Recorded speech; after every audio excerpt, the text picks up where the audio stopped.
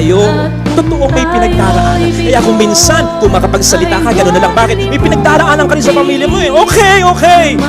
Pero, hindi lahat tayo pare-pareho ng pinagdaraanan. Hindi totoo yung kasabihan, we are all in the same boat. Sapagkat yung iba sa atin, naka-cruise ship. Yung iba sa atin, nakabarko. Yung iba sa atin, nakabalsa. Yung iba sa atin, styrofoam na lang ang hawak sa gitna ng karagatan ng problema. Ikaw, maganda pa support system mo eh. Nakahawak pa at parehong kamay mo. May humahawak pa sa'yo. Sila baka dalinin na lang. Tapos, itutulak mo pa. Kaya sana mga kapatid, in this world, where the devil has spread so much hate, piliin nating maging mabait. Kasi, sigurado ko, people come into our lives not by accident.